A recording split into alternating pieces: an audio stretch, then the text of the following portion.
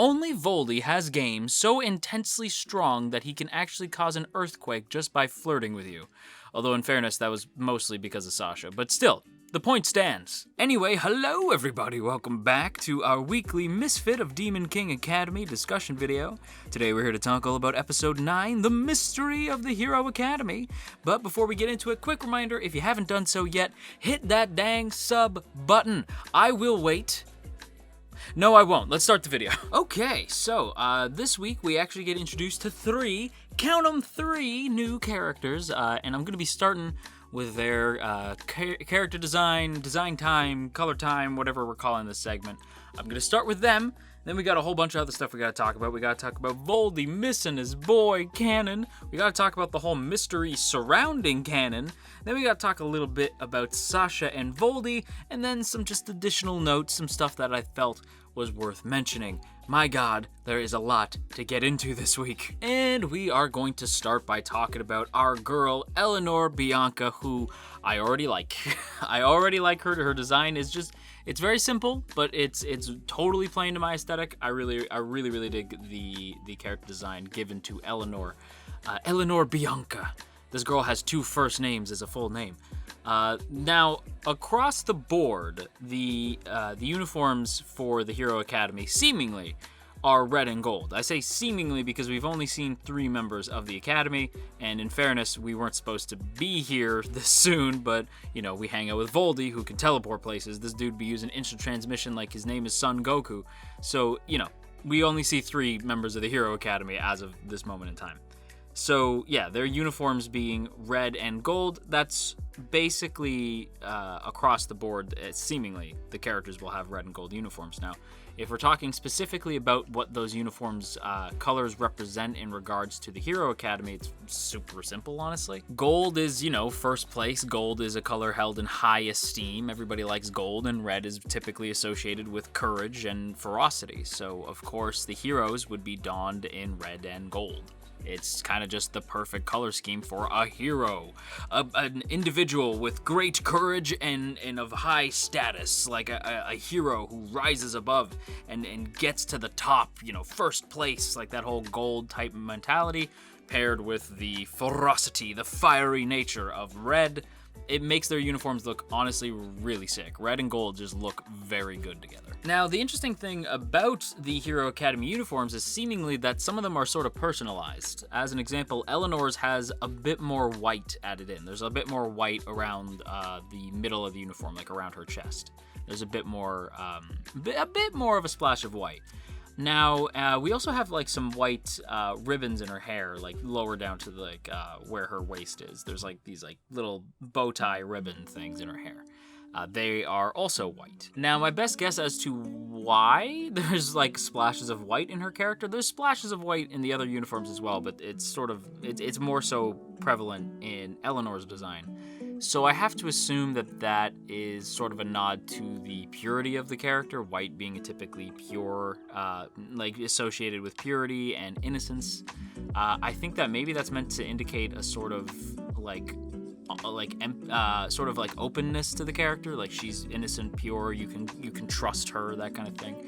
Because Eleanor is going to be the one who sort of lets us in on some secrets a little later on, so maybe the white in the uniform is meant to make you feel like you can sort of trust this person, like they're innocent, like they're pure, what they're saying is true.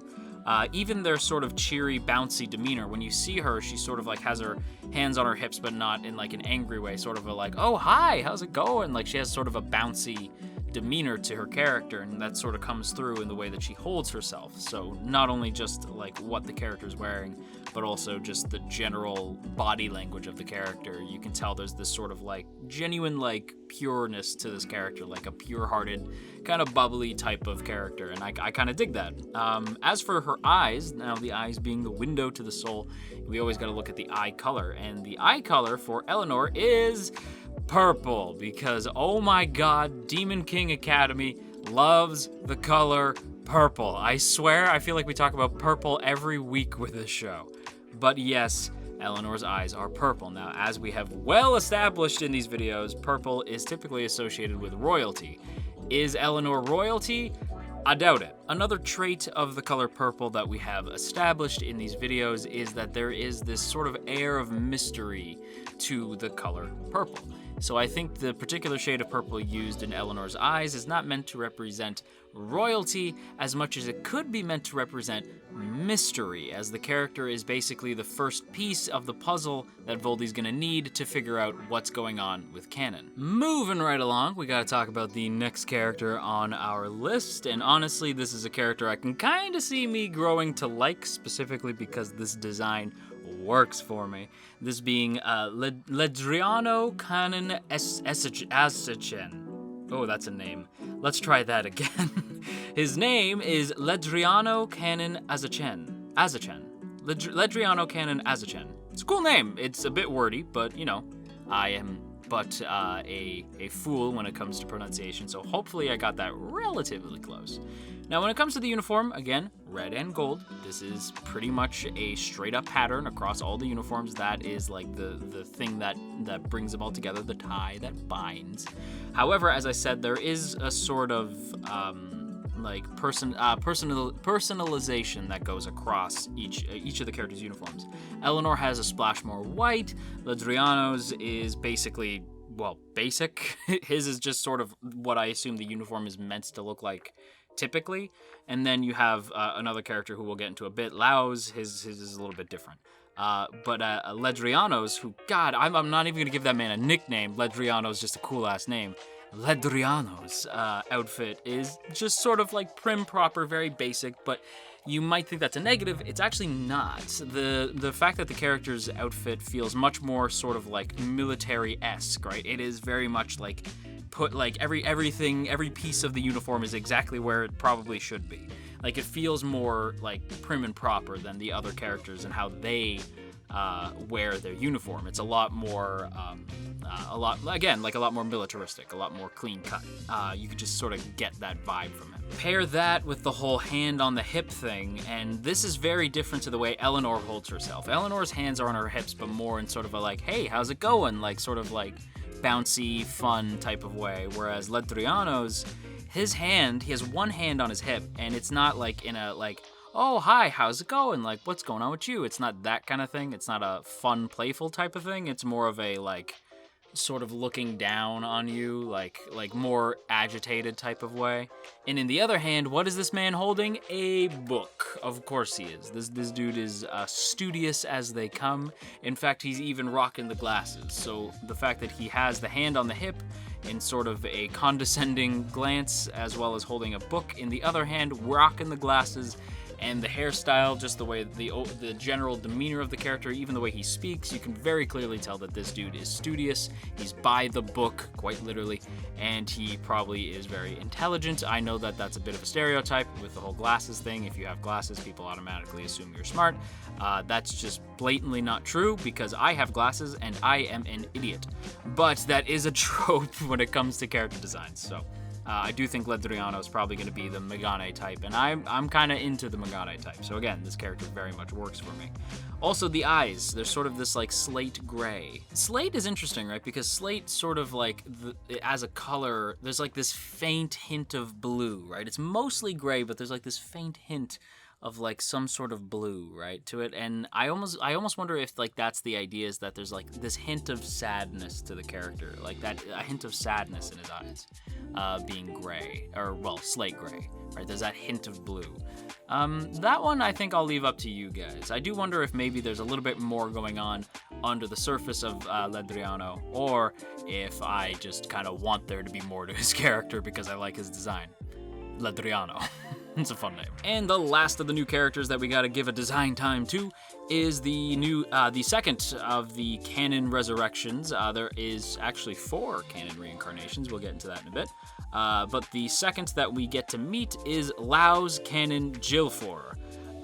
This dude, again, same thing, red and gold pattern in the design, but the difference is that this dude has a popped collar like a friggin' tool, and he has short sleeves, as opposed to the other characters who are wearing typically like long sleeve uniform. Whether he cut it to look that way or he just asked for a long sleeve uniform, I do not know. I like the idea more that he cut it specifically to give his arms, give the pythons some room to breathe, you know, because this dude be bulky.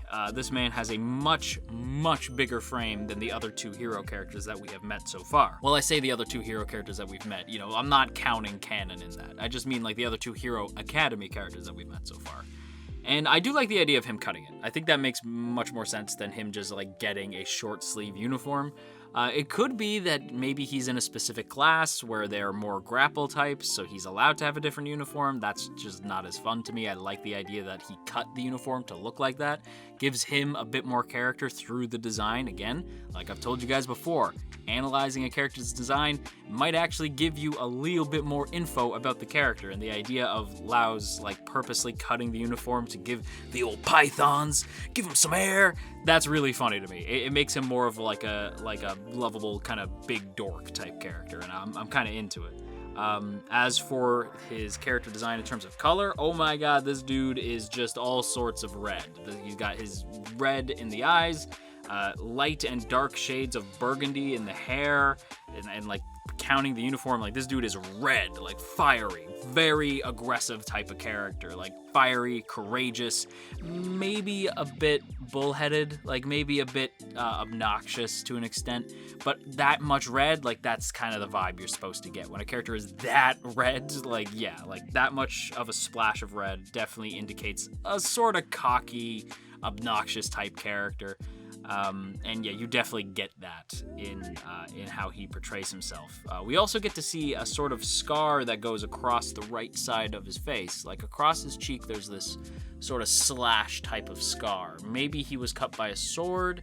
Maybe a monster like got him in the face or something. I'm not totally sure, but it also does give you an indication that this character has seen combat before. He is a rough and tumble type of character. The bulky frame shows you that maybe he was wrestling with a bear and a bear got him upside the face. Who knows? I'm not exactly saying that he's, fantasy Zangief, but maybe he's fantasy. Maybe he's fantasy Zangief. I don't know. But what I do know is the scar, plus the bulky frame, the general demeanor, definitely shows you he's a rough and tumble kind of dude, and as we will see, he absolutely is, although it does not pay off for him. Next thing we gotta talk about Voldi missing his boy. This genuinely kind of made me a wee bit sad, just because it's like, man, Voldi just wants to see this fool again. Like, he just wants to see Canon one more time. Because the way that, like, that had to have had a rather big impact on Voldi, since that was his final moments of the first life, right? Like, his final moments was him and Canon basically saying, like, if we are reincarnated, if I see you out there, we will be reincarnated, I'll find you again. And Canon basically saying, like, yeah, when we find each other, it will be as friends. And it's like, aw, that's really sweet, and a part of me kind of ships it. But no, they said friends. They said friends, damn it. Stop that. I have to, like, tell myself, no, stop that. Bad shipper. No, they're friends. Or are they? See, it's happening again. Dang it. And in fairness, though, it might be too late. Because I might be shipping out already, because Voldi suspects that Rei might be canon and not Shin. Voldi suspects that Voldi and Rei might be canon. And I don't mean canon isn't the character. I mean canon. Okay, that's not what I meant. That's not what he meant. But, like, that's how I'm going to pretend like that's what he meant. But yeah, Voldi suspecting that Rei might be canon. That could have been a shock, but basically everybody and their mother was trying really hard not to tell me that this was gonna happen. And like the episode even does hint that maybe Rei is Shin, and I would have really preferred if everybody kept their big mouths shut. Well, I guess mouths shut doesn't really work. I wish everybody didn't attempt to type around that idea, because everyone's like, oh, I don't know, like it doesn't seem exactly clear cut that Rei is Shin, maybe Rei's somebody else, maybe Rei's canon. And it's like, y'all, why you do this? Why you do this? That would have been such a big surprise, because I was so convinced that it was Shin this whole time. So for it to be canon, I was like, oh, Oh yeah, the comments said that. That's not that big of a surprise. Yeah, that's too bad. Oh well, whatever. It's still cool. It's a cool idea that maybe Rey is canon.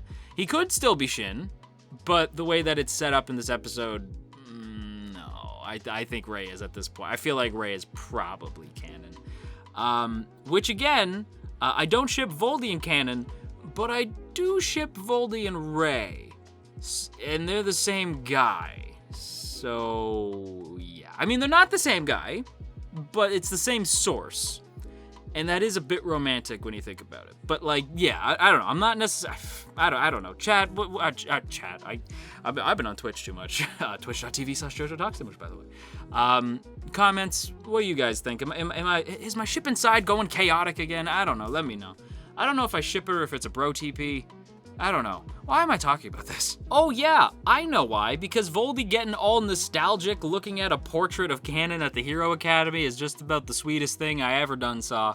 And it got me feeling some kind of way, man. Like Voldi is like reminiscing. He's like thinking about Canon and how much he misses him and like how he wanted to see him again. Like he was all excited, guys. He was really excited to see Canon one more time. He was so excited to reunite with him. They promised that they'd come back together as friends. They'd meet each other again in their next life, and it's actually kind of cute.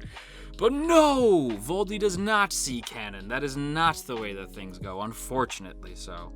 But Voldi does bump into two reincarnated sources of Canon. You see, according to our girl Eleanor, there are 4 reincarnations of Canon, because Canon actually had 7 sources. And remember, sources are sort of like the soul, kind of, right? So, actually, yeah, I believe we all talked about this before in the comments of a previous video. Yeah, sources are sort of like the soul. So Canon has like 7 souls, but it's sort of like Horcruxes, where it's like there's one pure one. And even Voldi says, like, I don't really count you two as actually canon because, like, you're just sort of like duds. You're just the other sources. To which, obviously, Laus and Ledriano take issue with that. And Laus straight up attacks Voldi. And Laus already looks like a fighting game character. So to me, I was not surprised to see that he has, like, a punch that turns into an energy projectile, right? So it's like, yeah, okay, this dude's like a straight up fighting game character. And then Voldi blinks it away. I'll repeat that. Voldi blinks the attack away. That is insane. So again, Voldi has not... Okay, so now this tells me that, like, Voldi is literally just fantasy One Punch Man. Like, think about it, right? Like, he used his heartbeat as an attack at one point. He is now using the mere act of blinking, something most of us do all the time without noticing. He is using that as a way of deflecting attacks and sending characters flying. Oh my god, I want to see Voldi versus Saitama. I need to see that now. But why am I bringing that up in regards to Voldi missing his boy? Well, I will tell you. The reason why I bring that up in regards to Voldi missing his boy is because after he whoops this man's ass, after he whoops Laus's ass, he says the real canon would have actually been a challenge. And you could just tell he's like, I really wanted to fight Canon again. Like, you could tell he's just like, I miss this fool. Like, I want to see him. Ever since I got back, he's been on my mind. And that shit's sweet. Like, just the idea that he's like, I miss him. I miss him. And I want to see him. And it's like, they made a promise, damn it. Like, they made a promise. They'd find each other. And again, if I'm right, they probably already did and just aren't aware of it yet. Because again, I feel like there's a pretty good chance Rey's canon based off this episode. I thought it was Shin this whole time. The comments said it was definitely canon, and I was like, nah, y'all are crazy. But yeah, nah, it looks that way.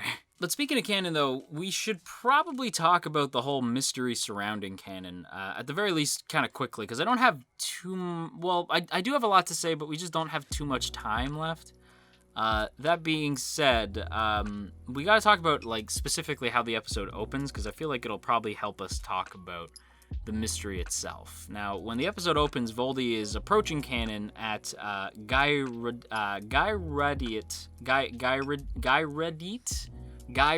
whatever. He's at like the human stronghold, right? He just sort of shows up at Guy Radit's doorstep, whatever the city's called, or whatever the country's called, whatever, the kingdom. Voldi shows up at the human kingdom's doorstep, and he offers peace, right? And Canon is like, he's debating it, right? He's like, okay, like he doesn't say okay, but he's like, right? Like he's thinking it over. And then Canon's teacher, Sir Jurga, which is a hilarious name, Sir Jurga blows it. Now, in fairness to this dude, he says that Voldi killed his wife and family, right? Like, he killed his family, right? So he's like, how dare you, blah, blah, blah. Like, he just charges in. He's like, don't listen to him, Canon. And he, like, breaks through the barrier that Voldi set up. And he goes and he tries to take a hit at Voldi. But for his trouble, Voldi just shoves his hand into Sir Jurga's chest. And it's like, damn, that poor dude. And I did feel for the guy, because it's like, to him, Voldi is the demon king of tyranny, right? We know that, like, him and Canon have a bit of, like their fate is forever tied to each other. So they might be more willing to hear each other out. But for Sir Jurga, it's like, no, dude, you killed my family. And you're trying to get my student, you're trying to worm your way into my student's brain. Hell no. Right, so he jumps in. You get it, right? But at the same time, I'm like, ooh, that's a mistake. And as Sir Jurga gets, like, a fist in the chest for his trouble, Voldi says, you humans killed my mother too. Now, remember, this is in the past, right? So I'm thinking, like, is Voldi's current mom, like, I doubt it, but I was like, is Voldi's current mom and dad, like, a reincarnation of his former mom and dad? I don't know. But it would explain that, well, that goes a little bit of a ways to explain why he was so brutal to teach last week. Like, or was it the week before? Whatever. Why he was so brutal to the teacher, right? Where, like, he just ripped Amelia apart. And I can't really call her Amelia because it makes me think of Amelia from ReZero, and it's not fair. But, yeah, it goes to show, like, not only does he already care about his current, like, this current mother of his, but he already lost a mother before, and he doesn't want to have that happen again. So he is willing to, like, decimate the professor, like, because she even dared go near his mom, and also the fan club as well.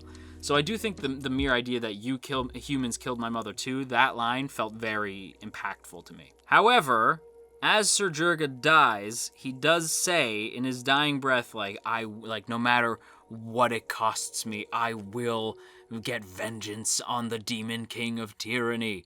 Remember that, because I'm going to bring it back in a sec. Now, when they go in the present to the Hero Academy, the My Hero Academia, when Voldi and the gang go to UA, they meet, Eleanor Bianca, and Eleanor is sort of explaining the history of what Sir Canon did, right? The hero Canon, what he did. And it turns out that they rewrote the history. Now, again, history's written by the winners. So, of course, Sasha and Voldi are like, that's wrong. Like, no, that's wrong, right? They're like, that's not how it happened. Like, Canon didn't defeat the Demon King. They worked together to set up the walls. Like, that's not what happened. But, of course, again, like I said, history's written by the winners. That's not the mystery, though. The mystery to me is the fact that Eleanor tells Voldi not to search for Canon because his source isn't the same after being murdered. So at some point, and like Voldi obviously is taken aback by this. He's like, whoa, what? Like this affects him, right? Because he's like, okay, I knew that Canon would eventually die and then have to be reincarnated a few thousand years later in order to meet up with me here. But I don't think he anticipated that Canon would be murdered in the process. And Eleanor tells him, like, listen, like, even if you find his source, like, even if you find his reincarnation, he's gonna be messed up because of it. And she doesn't, like, she says the name, but we don't get to audibly hear who it is. Like, she mouths something, and a part of me is like, Avos still heavier, right? Like, Avos is the one who killed him. But no, because she says it was a human. So there's this mystery human who killed Canon, and if I'm honest, I think it was Sir Jurga. I really think that's what's going on, is that Sir Jurga killed Canon maybe in order to rewrite history so that like our boy Anos just like did not get the recognition that he deserved. Maybe he was disgusted that Canon would work with Voldi. I don't know. Maybe he's in cahoots with Avo Still Hevia. I don't know, but it's a really interesting idea. Now, the other thing that I'm going to talk about very quickly, because I'm running out of time, is Sasha and Voldi and then some additional stuff. So Sasha not being a morning person, first of all, hella relatable. Second of all, Sasha, my girl, you should have kept the look from last week, because I thought that was super sharp. Like, the other look, I thought Sasha looked friggin' killer with, like, last week's appearance. I didn't think she would keep it, in fairness, but I did think she looks better with her hair down. Like, I think it looks a lot cooler. She should have kept it, honestly. I think she looks cooler the other way. And I should emphasize this, because this needs to be said, because my man be flirting hard without even, like, really realizing how hard he is flirting. But I do not ship this. I do not ship this. I do not like this. I do not like him flirting with Sasha. Is weird. Voldi's with Misha, not Sasha. And I know y'all are gonna say, like, hey man, he could take multiple brides. He's the Demon King. No, I do not ship this. Him and Misha all the way. Either him and Misha or him and Ray. Him and Sasha, no, I don't feel it. I don't know why. I just don't feel it. But again, Voldi does accidentally flirt with Sasha so dang hard it literally causes an earthquake because Sasha's like going crazy with her emotions, which we do know, you know, like when Sasha's emotions are out of whack, she starts to lose control over the eyes, right? So that's not uncommon. We sort of knew that might happen, but I like the way that he's able to sort of calm her back down, right? He's like, oh, you're such a, like, you always like fly off the handle. You're such a child, blah, blah, blah. He like calms her down, right? It's like, oh, okay, that's cool. I like the way that he calms her down. I don't ship it. I don't like that the show is trying to push this agenda, but yeah, I just don't ship it. But I like their dynamic a lot, just as friends to me, though. They're just friends to me. Additional notes very quickly. There is a new teacher. She is cool. There's the difference in the magic systems between the demons and the humans. I don't super care, but I feel like it's important, so pay attention to that. Training with Voldi. Voldi is here to play. Like, training means nothing. Like, training, not that it means nothing, but if you are not prepared to die, Voldi will kick your ass during training, apparently. The students were supposed to have 10 days to reach Guy Radiate, or whatever the friggin' human civilization is called, and Voldi just teleports there, because of course he does. And Melheis points out that the Hero Academy motives seem sus. Like, Melheis says, like, it's very suspect. Don't quite know how to feel about that. I hope you keep a low profile. Right? Like, Melheis tells Voldi, like, keep a low profile. I'm not crazy about, like, the way that the Hero Academy is doing things. I feel like maybe they're involved with Avos, which again sort of reinforces my whole thing that I think that Jurga maybe is in cahoots with Avos. Yeah, there's a lot of interesting stuff that happened this week. I couldn't get to all of it. Hope you guys understand, because, you know, we're out of time. With that said, though, everybody, I'm gonna wrap up my thoughts here. I hope you guys enjoyed. If you did, don't forget to boop that up snoot and share if you care. And, of course, as always, I have to give a big thank you to the good folks in the T Squadron. Look at all these beautiful people. Look at all these beautiful names. And hey, if you'd like to join these beautiful people, there is now 2 ways to do so. The first way is by hitting that link in the description to check out our Patreon page, and the second way is by hitting that join button beside the sub button just underneath the video. And if you hit the join button and become a member of the channel, you get a nifty badge next to your name in the comments and in the premieres. And speaking of the premiere, you also get emotes to spam in premieres if you so choose. So once again, a huge thank you to the good folks in the T Squadron. And on that note, everybody, I'm gonna go make myself another cup of tea because I need to wake up. I recorded this a little bit late and I feel vaguely tired, so if that came across during the video, my bad. But until next time, everybody, you stay classy, AniTube, and wash your dang hands.